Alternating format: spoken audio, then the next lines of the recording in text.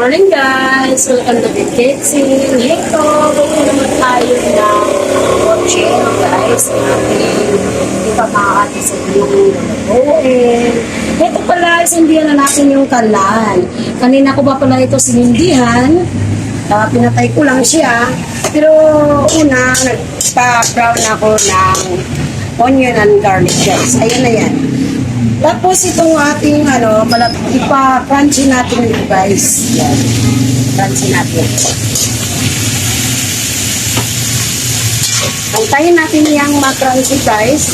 Parang gawin muna natin siyang parang chicharon. Para mawala yung kanyang mga tabat-tabat. Yan. Balikan natin yan mamaya. Guys, nagiging chicharon na siya. Ganito ang gusto ko na pagka-ipos kayo ng kanyang balat. Yan o.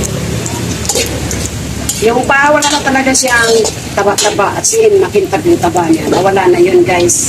At saka tinanggalan ko na rin yan ng mantika. Ngayon ay inatats na natin itong laman ng baboy. Yan. Ihalo-halo natin siya guys.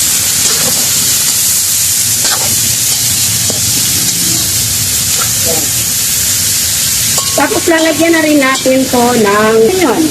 Lalagyan muna natin siya ng paminta, asin, at saka 4 cubes. Hindi 4 cubes ang ganit ko. Magic sarap. Yan. Kasi iwan yung paligid.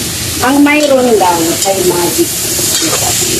Ihalo natin yan habang nag-absorb siya ay makamit niya yung halo-halo nila. So, sa kanyang laman at balat guys.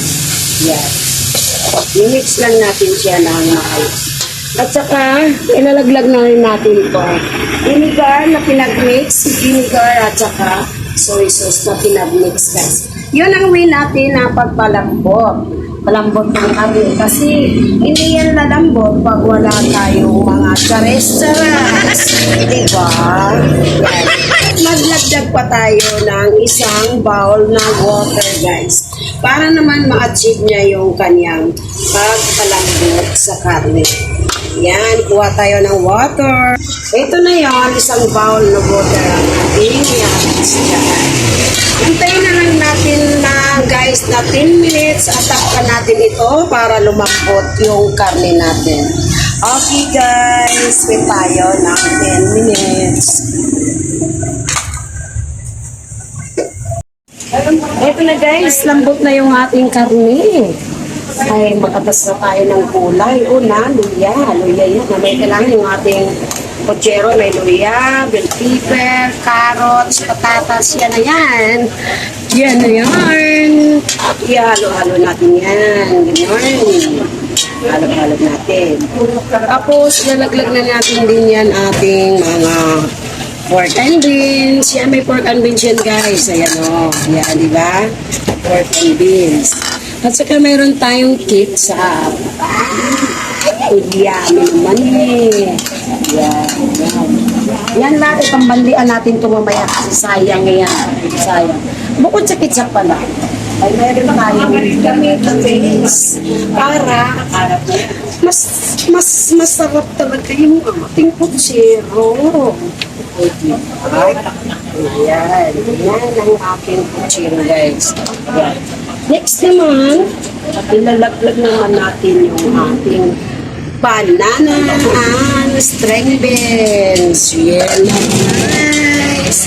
Ayan na. Halo-halo natin yan. Halo-halo. Wow, kasi yaman naman yan. Ayan, yan. Halo-halo natin. Tapos atin itong tatakpan para talaga mag-moisturize ang kanyang pagkaluto. Yan. Atin yang tatakpan. Balikan natin ulit 10 minutes. Sige, takpan mo.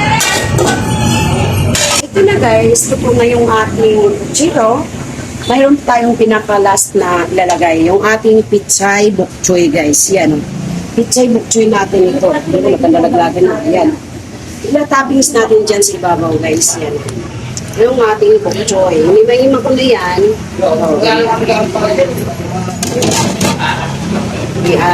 Ilulubog lang natin guys ng ganyan. Para maluto naman yung ating choy. Ating choy, natin choy. Ang sarap-sarap ng larong choy. Okay yan guys, tapos na yung ating zero. Ready to serve na ito. Ready to serve na yan guys. Thank you for watching. And don't forget to subscribe, like, and share, and comment guys. At hit pala, follow and like and share. Thank you po.